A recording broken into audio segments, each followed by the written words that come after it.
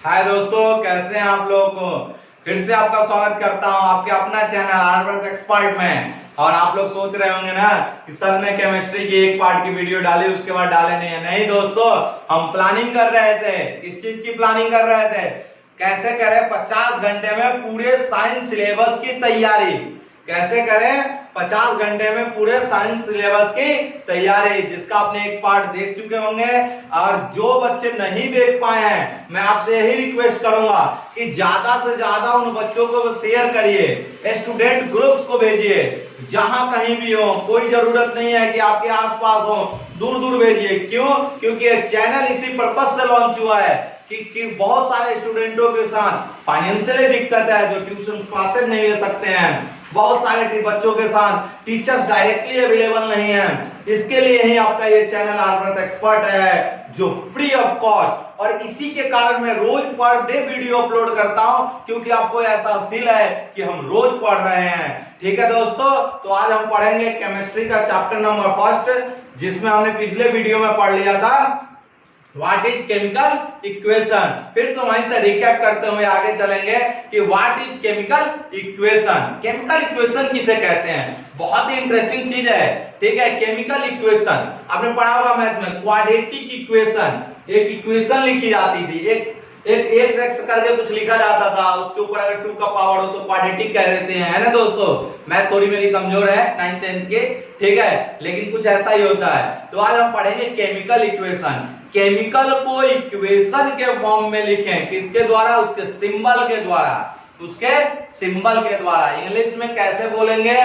The method of representing a chemical reaction. The method of representing a chemical reaction by the symbol of chemicals, by the symbol of chemicals is called chemical equation, is called chemical equation। तो देखिए what is chemical equation, इसको समझते हैं कि chemical equation किसे कहते हैं। तो केमिकल इक्वेशन अभी मैंने क्या बताया, केमिकल इक्वेशन क्या होता है? The method of, chemical equation आपका क्या होता है?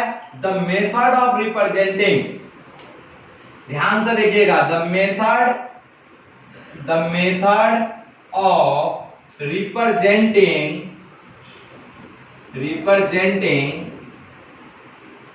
केमिकल इक्वेशन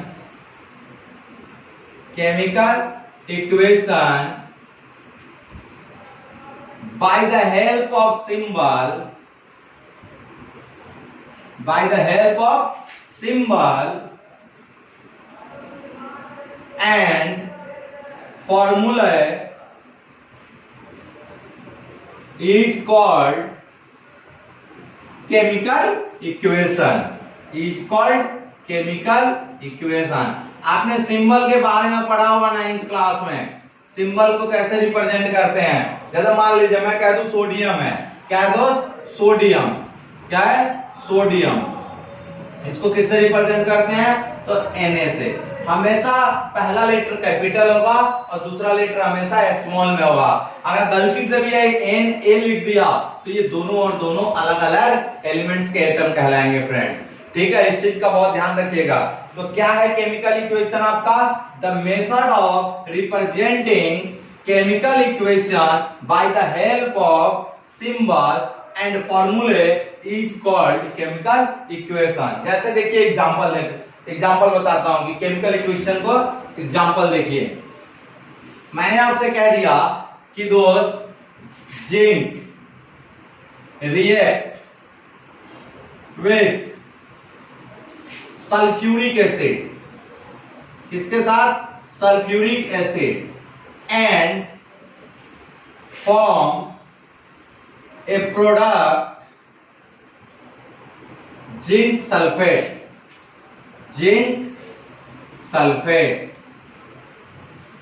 एंड हाइड्रोजन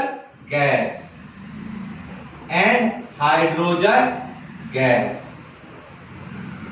ठीक है दोस्तों, तो ये किसके फॉर्म में? लैंग्वेज के फॉर्म में है। इसको सिंबल के फॉर्म में लिखना है। किसके फॉर्म में लिखना है? जिंक का सिंबल क्या होता है दोस्त? Zn। React with sulphuric acid, किसके साथ रिएक्शन कर रहा है? सल्फ्यूरिक एसिड, मतलब H2SO4 4 फॉर्म ए प्रोडक्ट, क्या प्रोडक्ट बना रहा है, zinc sulphate, it's mean ZnSO4 and hydrogen gas plus H2। अब सोच रहे होंगे ना सर कि ये तो आपको रटी हुई है, जिंक सल्फेट लिख दिया आपने, हम लोग कैसे याद करें। बहुत सिंपल ट्रिक्स है, बहुत आसान सा ट्रिक्स दूंगा, ध्यान देना। अभी कैसा ट्रिक्स बताता हूं मैं आपको। जिंक, आपको केवल वैलेंसी याद रखनी है, जिंक और सल्फेट यहां रख लिया। सल्फेट की वैलेंसी कितनी होती है, तो 2 होती है, और जिंक की कितनी होती है, 2 होती है। क्रॉस मल्टीप्लाई कर दीजिए, क्या हो जाएगा, Zn2SO4 2 से 2 कट जाएगा, क्या बचेगा, ZnSO4।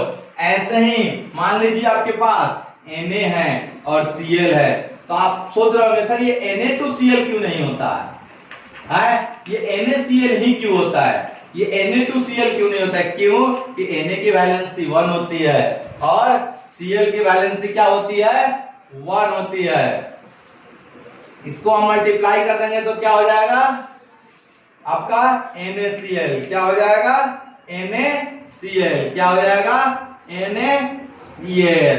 ओके फ्रेंड्स, तो मैं आपसे यही कहूंगा कि आप 30 तक की वैलेंसी याद कर लीजिए, और बता रहा हूं 12 तक के रिएक्शंस के लिए ना रटने की जरूरत नहीं पड़ेगी, है ना दोस्तों। तो आपका केमिकल इक्वेशन किसे कहते हैं, बता दिया क्या था, the method of representing a chemical reaction with the symbol and फॉर्मूले इज कॉल्ड केमिकल इक्वेशन। अब पढ़ेंगे दोस्त टाइप ऑफ केमिकल इक्वेशन, क्या पढ़ेंगे दोस्त, टाइप ऑफ केमिकल इक्वेशन। ठीक है दोस्त, तो पहले देखते हैं टाइप ऑफ केमिकल इक्वेशन को। Types of chemical equation, types of chemical equation. डरने की बात नहीं है, जब तक आपके साथ आर्बरेट एक्सपर्ट चैनल को फॉलो कर रहे हैं ना, तो डरिए मत, सारे सब्जेक्ट की तैयारी कराएंगे हम आपकी। टाइप्स ऑफ केमिकल इक्वेशन, देखिए क्या है टाइप्स ऑफ केमिकल इक्वेशन। ये होता है balanced chemical equation, balanced chemical equation, balanced chemical equation, balanced chemical equation. ठीक है दोस्त, क्या होता है बैलेंस्ड केमिकल इक्वेशन। एक होता है आपका अनबैलेंस्ड केमिकल इक्वेशन, क्या होता है अनबैलेंस्ड केमिकल इक्वेशन। ठीक है, अनबैलेंस्ड केमिकल इक्वेशन। ठीक है दोस्तों, तो अब हम पढ़ेंगे what is balanced chemical equation, what is unbalanced chemical equation. चलिए देखते हैं what is balanced chemical equation. ठीक है दोस्त, जब भी वीडियो को देखे ना स्किप मत करिएगा, ठीक है, क्योंकि प्रॉपर देखिएगा, कॉपी पेन लेकर बैठिएगा, फीलिंग आएगी कि एकदम बिल्कुल आप क्लास में क्लास पढ़ रहे हैं, या स्कूल की क्लास में पढ़ रहे हैं, या ट्यूशन की क्लास में पढ़ रहे हैं। और एक चैलेंज भी करता हूं, जितनी अच्छी से कोशिश हम आपको कर रहे हैं ना, आपको ट्यूशंस में भी इतनी अच्छी कोशिश नहीं हो सकती है, क्योंकि हम हर एक पॉइंट को 2-2, 3-3 बार क्लियर कर रहे हैं। ठीक है दोस्तों, तो चलिए बात करते हैं किसकी, बैलेंस केमिकल इक्वेशन की। किसकी बात करते हैं, बैलेंस केमिकल इक्वेशन की, है बैलेंस केमिकल इक्वेशन। बैलेंस है, स्कूल जाते हैं, भैया बहन जाते हैं, पापा उसको 5 रुपए दे देते हैं और बड़े को 10, तो आप लोग कहते हैं ना, छोटा वाला रोने लगता है, नहीं मुझे भी 10 रुपए चाहिए। क्यों, क्योंकि बैलेंस करना है, कि उसे 10 मिले हैं तो मुझे भी 10 मिले। ऐसा ही होता है दोस्त केमिकल इक्वेशन में भी। कैसे, देखिए सबसे पहले हम इसका डेफिनेशन को पढ़ते हैं कि what is balance chemical equation. A balance chemical equation, a balanced chemical equation, a balanced chemical equation, a balanced chemical equation has equal number of atoms of different elements, of different element, equal number of atoms of different elements of the reactant, different elements in the reactant and product, in the reactant and product, ठीक है दोस्तों, in the reactant and product. देखिए क्या है question, क्या है आपका, a balanced chemical equation है equal number of atoms of different element in the reactant and product. मतलब जो भी हम एलिमेंट यूज करते हैं उनके एटम्स रिएक्टेंट और प्रोडक्ट दोनों तरफ क्या होने चाहिए, सेम होने चाहिए। क्या होने चाहिए, सेम होने चाहिए। एग्जांपल बताओ, देखिए अभी आपने लिया था जिंक प्लस H2SO4, क्या बनाया था दोस्त, ZnSO4 प्लस H2। अब देखिए आप कैसे बैलेंस है ये, इधर कितना है जिंक, 1 है, तो इधर भी जिंक कितना है, 1 है। इधर हाइड्रोजन कितना है दोस्त, 2 है, तो इधर भी हाइड्रोजन कितना है, 2 है। इधर सल्फेट कितना है, 1 है, तो इधर भी कितना है, 1 है। तो ये क्या है आपका बैलेंस्ड केमिकल इक्वेशन है। क्या है, बैलेंस्ड केमिकल इक्वेशन है। आई बात समझ में दोस्तों। तो इसे ही कहते हैं जहां पे क्या हो, डिफरेंट एलिमेंट्स है, जिंक अलग एलिमेंट है, हाइड्रोजन अलग है, सल्फर अलग है, ऑक्सीजन अलग है। तो डिफरेंट एलिमेंट्स के नंबर ऑफ एटम्स दोनों साइड रिएक्टेंट। आप लोग सोच रहे होंगे रिएक्टेंट क्या होता है, वैसे मैं पिछले वीडियो में बताया हूं, फिर से बता दे रहा हूं। जो लेफ्ट साइड होता है ना दोस्त, वो रिएक्टेंट होता है। क्या होता है, रिएक्टेंट होता है। और राइट साइड जो होता है ना दोस्त, ये प्रोडक्ट होता है। क्या होता है, प्रोडक्ट होता है। ओके फ्रेंड्स, आगे चलते हैं, अनबैलेंस्ड की बात करते हैं। किसकी बात करते हैं, अनबैलेंस्ड केमिकल इक्वेशन की। अनबैलेंस्ड, ठीक है दोस्त, बस थोड़ा सा इसमें चेंजिंग है, कुछ एकदम माइनर चेंजिंग है दोस्त, लेकिन काम बहुत मेजर करेगा ये। ए अनबैलेंस्ड,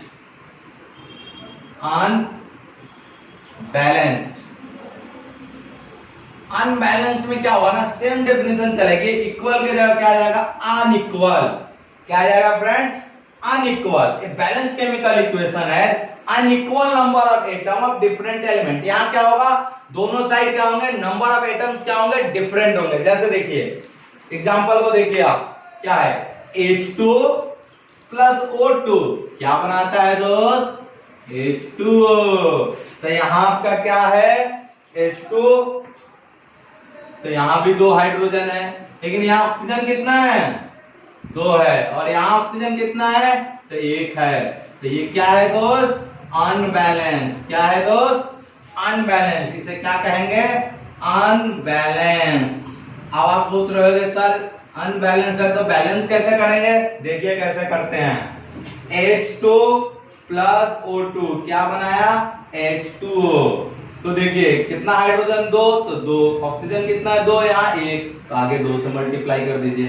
लेकिन जैसे ही आपने 2 से मल्टीप्लाई किया तो ये कितना हो गया, हाइड्रोजन 4, तो यहाँ 2 से कर दीजिए। अब यहाँ भी कितना हो गया, 4। तो ऐसे ही करते हैं हम किसी भी केमिकल इक्वेशन को बैलेंस। इसे कहते हैं हीट एंड ट्रायल मेथड। क्या कहते हैं, हीट एंड ट्रायल मेथड।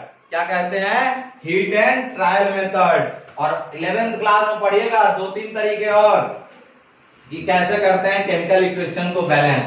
ठीक है दोस्त, अब आगे देखते हैं how to make a chemical equation more informative. How to make a chemical equation more informative. How to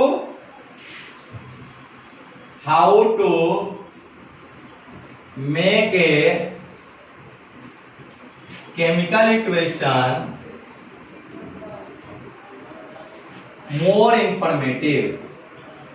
How to make a chemical equation more informative. Chemical equation को मोर informative कैसे बना दें, केमिकल इक्वेशन को मोर informative कैसे बना दें। ठीक है दोस्त, तो देखिए क्या है, पहला by indicating physical state, by indicating क्या, physical state of the reactant of the chemicals, जो भी हम केमिकल्स यूज कर रहे हैं रिएक्शन में, उसका हम क्या कर दें, उसको हम फिजिकल स्टेट को इंडिकेट कर दें। फिजिकल स्टेट का मतलब क्या है दोस्त, पढ़ा होगा 9th क्लास में, सॉलिड, लिक्विड, गैस। तो हम जब रिएक्शन इक्वेशन को लिखे तो वहां ये भी लिखेंगे कि कौन सा हम सॉलिड में ले रहे हैं, कौन सा गैस में ले रहे हैं और कौन सा लिक्विड में ले रहे हैं। ठीक है, अगला पॉइंट है बाय इंडिकेटिंग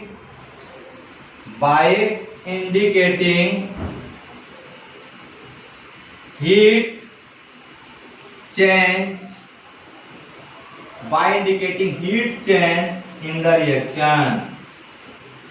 जो रिएक्शन में हीट चेंज हो रहा है, जो रिएक्शन में क्या हो रहा है, हीट चेंज हो रहा है, उसे भी हम इंडिकेट करें। क्या करें, इंडिकेट करें। आप लोगों ने देखा होगा घर में चूना करते समय, दुकान से जब चूना लाते हैं ना खरीद के, तो एकदम ठंडा होता है, नॉर्मल होता है। जैसे ही पानी में डालते हैं कहते हैं दूर रहो दूर रहो, हीट निकल रहा है। तो क्या हुआ, पानी में डालते रिएक्शन हुआ, क्या चेंज हुआ, हीट हुआ। क्या निकला उसमें से, हीट निकलने लगा। तो यही कहलाता है आपका हीट चेंज। क्या कहलाता है, हीट चेंज। तीसरा होता है आपका बाय इंडिकेटिंग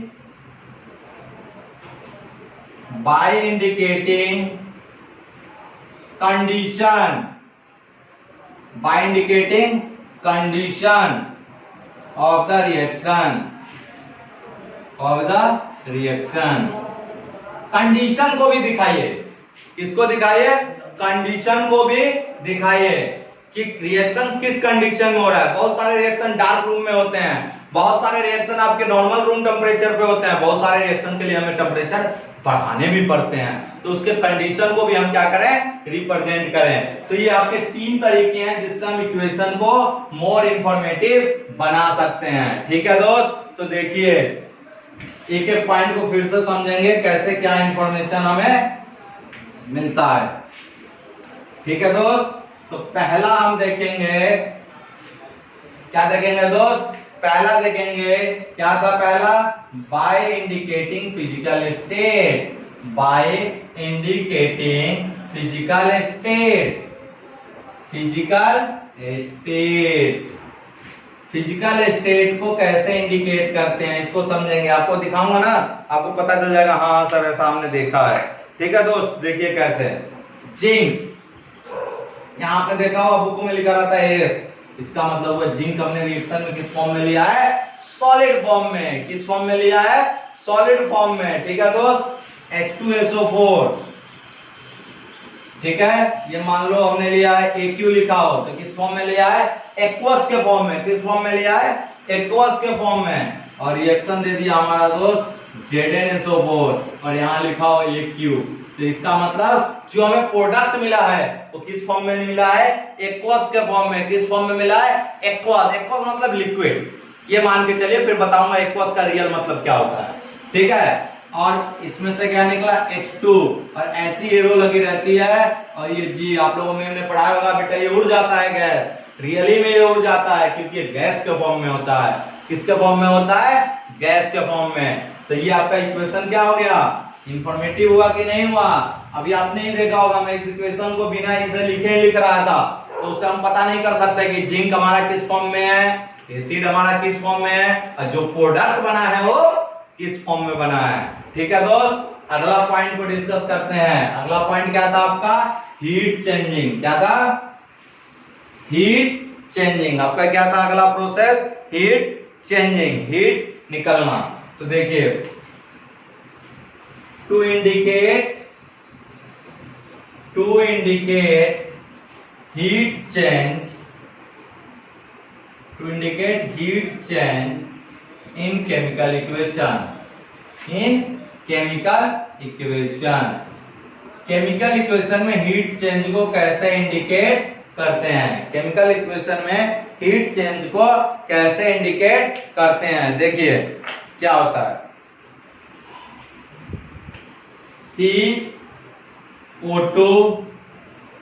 CO2, यह मैंने ऐसे लिख दिया।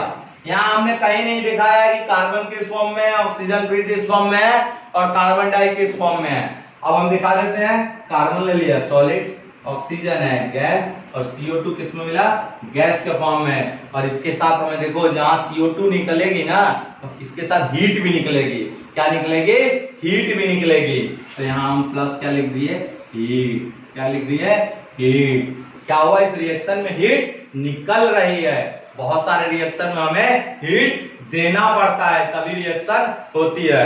ठीक है, तो ये क्या हो गया, to indicate the heat changing chemical reaction. अब हीट चेंज से पता चला कि इसमें से हीट निकल रहा है और कुछ में हीट लेनी पड़ती है। तो on the basis of heat releasing and heat absorbing, ध्यान से सुनना दोस्त, on the basis of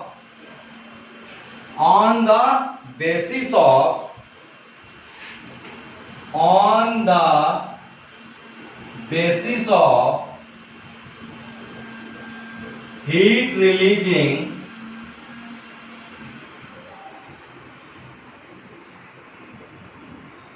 or observing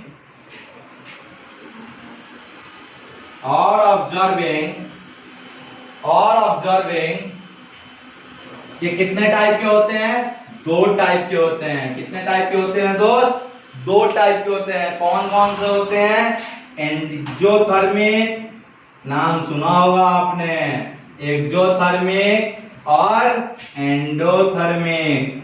क्या, एक्सोथर्मिक और एंडोथर्मिक, एक्सोथर्मिक और एंडोथर्मिक कितने टाइप के होते हैं दोस्त, एक्सोथर्मिक और एंडोथर्मिक। तो थोड़ा सा हम इसके बारे में भी पढ़ेंगे कि एक्सोथर्मिक किसे कहते हैं और एंडोथर्मिक किसे कहते हैं। ठीक है दोस्त, तो सबसे पहले पढ़ेंगे एक्सोथर्मिक, फिर पढ़ेंगे एंडोथर्मिक। तो देखते हैं एक्सोथर्मिक किसे कहते हैं। एक्सोथर्मिक, एक्सोथर्मिक देखिए क्या होता है, those reaction in which heat release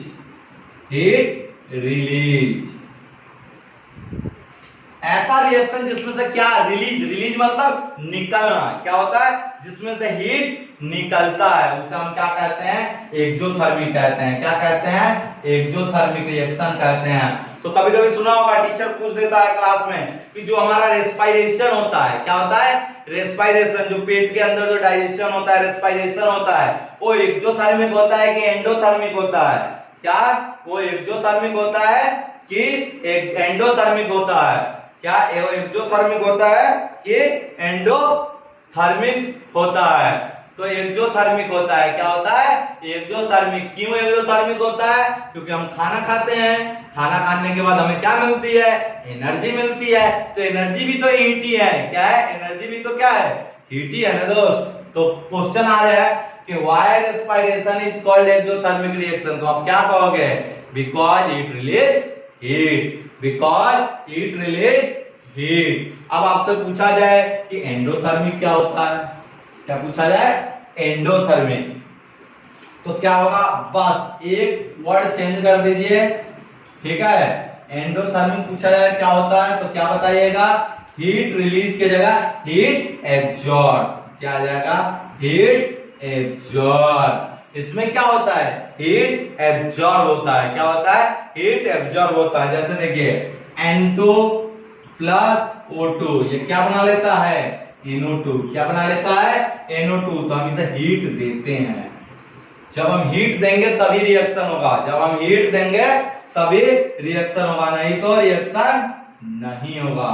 तो समझ में आया ना दोस्त, एक्सोथर्मिक और एंडोथर्मिक। फिर से रिपीट कर देता हूं, एक्सोथर्मिक उसे कहते हैं जो हीट रिलीज करता है, एंडोथर्मिक किसे कहते हैं, जो हीट एब्जॉर्ब करता है। ठीक है दोस्तों, तो अगला है, लास्ट पॉइंट है कि टू इंडिकेटिंग द कंडीशन, कि क्या कंडीशन देने पे, क्या है लास्ट ऑफ का तो यही है ना, indicating condition, indicating condition, indicating condition. तो देखिए क्या है कंडीशन। अब हमने क्या दिया है, कंपाउंड ले रहे हैं, क्या ले रहे हैं, पोटेशियम क्लोराइड KClO3, इसे ब्रेक करना है। तो कंडीशन है ये ब्रेक तभी होगा जब हम इस पे प्रेजेंस में करें मैंगनीज ऑक्साइड के। ये कंडीशन है कि किसके प्रेजेंस में ब्रेक होगा, मैंगनीज ऑक्साइड के प्रेजेंस में ब्रेक होगा और ये क्या बना लेगा, KCl प्लस O2 और इसे आप बैलेंस करिएगा। ठीक है दोस्तों, तो हमने आज क्या चीज पढ़ा, टाइप्स ऑफ केमिकल इक्वेशन और how to make chemical equation more informative. ठीक है दोस्तों, तो अगली वीडियोज में हम पढ़ेंगे टाइप्स ऑफ केमिकल रिएक्शन। थोड़ा सा आप लोग रिवाइज कर लीजिएगा और फाइनली मैं बताऊं आगे की 2 वीडियो में ये चैप्टर कंप्लीट है दोस्तों।